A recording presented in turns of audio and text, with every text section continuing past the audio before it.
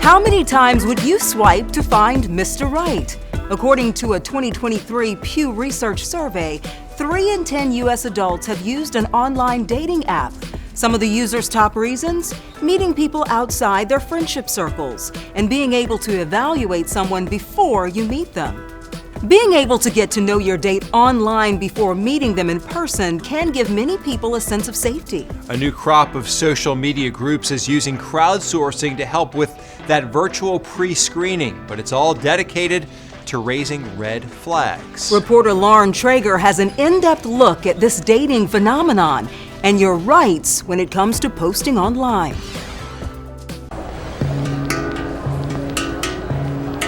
The pour of a beer and the din of a bar. I do like drinking beer. No, that's true. I love a brewery. It's a place Joe from Maplewood is pretty comfortable. I'm pretty laid back, I think. Definitely not shy. The 29-year-old high school teacher is newly single. I'm hoping to meet someone to do life with. But he knows it's far less likely he'll meet someone here nowadays, and matching up through friends or family hasn't worked yet either. I will say this, my mother is on the hunt like no one else. Instead, he's often on his phone, swiping left or right on dating sites. It really becomes a numbers game more than anything else, which feels weird and artificial almost with dating, but it kind of is. Wondering if the next one might be the one. You're gonna match with this many people, and then you're gonna talk with this many, and then you're gonna meet up with this many.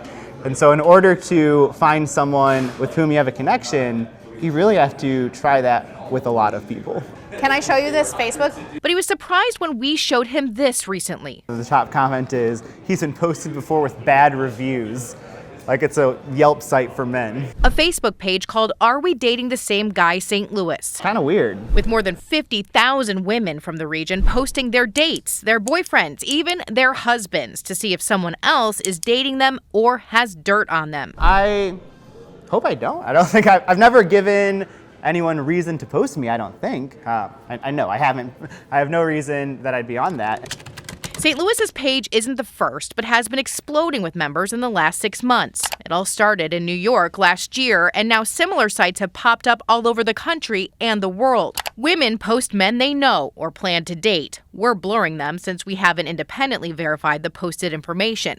Commenters can then spill the tea or share red flags, often to find out if the person's telling the truth.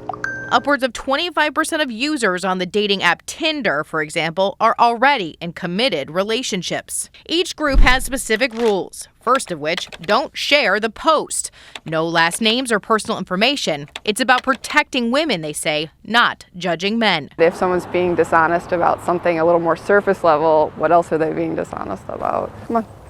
City resident Maggie is a member of the group. Swipe left. On a recent walk with her dog Regis, she scrolled to see if any upcoming dates might appear there. I really appreciate them just because I view them as a positive from like a safety standpoint. Group members and moderators argue the sites could serve a real public service, with the World Health Organization estimating 1 in 3 women will experience physical or sexual violence in their lifetime.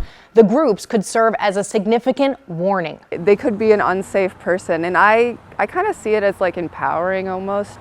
Makes me feel a deeper connection with other people who are in similar circumstances dating like I am. You're able to research the people you're going on dates with more efficiently. You're able to vet them. You're able to figure out if this is a safe scenario to be in more easily, which reduces the burden of labor of online dating. Alexandra Freeman with MissouriMatchmaker.com says the social media sites can have value, but they've got significant downsides too. Where there is light, there's always shadow, right? And in the end, you don't know who is saying what about these people on these sites.